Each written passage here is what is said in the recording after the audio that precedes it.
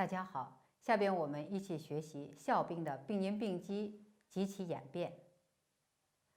哮病的发病一定有一它的发病基础，也就是我们平时所讲的宿根。肺不能宣散津液，脾不能输布精微，肝不能输布津液，肾不能蒸化水液，津液凝聚而成痰饮，伏藏于肺，成为宿根。这就是一个哮病的发病的基础。在临床上，外邪侵袭导致邪气拥阻肺气，气不布津，津液凝聚而成痰，或者是吸入烟尘花粉，导致肺湿宣降，津液凝聚而痰浊内生。另外，饮食不当，过食生冷、酸咸肥甘、海山发物，就会导致脾湿健运，痰浊内生，上干于肺。情志失调，情志不遂，肝气郁结，目不疏土，或者是郁怒伤肝，肝气横逆，目旺乘土，脾湿健运，同样可以导致痰浊内生。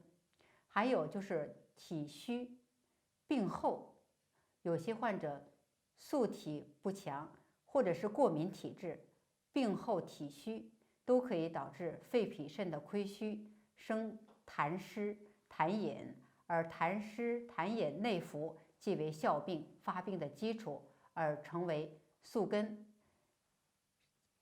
就像李永翠《政治会补》里边所讲，内有壅塞之气，外有非湿之感，隔有交固之痰，三者相搏，必聚气道，搏击有声，发为哮病。哮病的病位在肺，与肝脾肾有关，其病机即内有伏痰，偶遇外邪引触，邪气触动停机之痰，痰随气生，气因痰阻，痰阻气道，气道挛急，痰气相互搏击，而致气喘痰鸣。由于病因不同，体质差异，哮病临床上又有寒哮、热哮、瘀哮、风哮之分。哮因寒而诱发，素体阳虚，痰从寒化，属寒痰为患的，发为寒哮。若因热邪而诱发，素体阳盛，痰从热化，属痰热为患的，则发为热哮；或由痰热内郁，风寒外束，则为寒包火症。寒痰内郁化热，寒哮亦可以转化为热哮。也有因为情志失调、肝肺气滞或肝火犯肺诱发的，则为瘀哮。瘀哮往往寒热的症候不甚突出。若是因为外风袭肺，或素体阴血亏虚，虚风内动，或肝木郁而化风，引触宿痰，导致反复发作，发时喉中痰鸣有声，止时如常人，如风之善行而说变者，称为风哮。若哮病反复发作，寒痰伤及脾肾之阳，痰热伤及肺肾之阴，症候更可从实而转虚。这就是我们大家要知道的，哮病分为寒哮、热哮、瘀哮和风哮。它的病位在肺，可以累积到脾肾，甚至可以伤及心和肝，严重的可以发生喘脱。我们把前面的内容梳理一下，哮病的病因是以宿痰内伏于肺为主，诱发的因素为外感、饮食、情志、劳倦。宿病的病理，哮病的病理因素以痰为根本。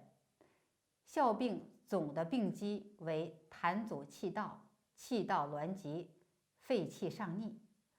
本病的病位在肺，与脾肾的关系密切。肺脾肾功能失调，导致痰湿内生，伏藏于肺，成为哮病发生的宿根。下面我们谈一谈哮病的演变。哮病初期多为实症，久病多虚，更多的为本虚标实、虚实夹杂之症。本虚为肺脾肾的亏虚，标实为痰阻。本虚与标实互为因果，互相影响，常常使哮病更趋于难以速愈。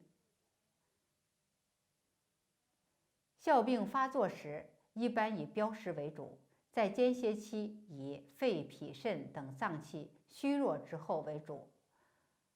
如果哮病日久，肺脾肾虚损，痰瘀互阻，心肾同病，即渐成肺胀。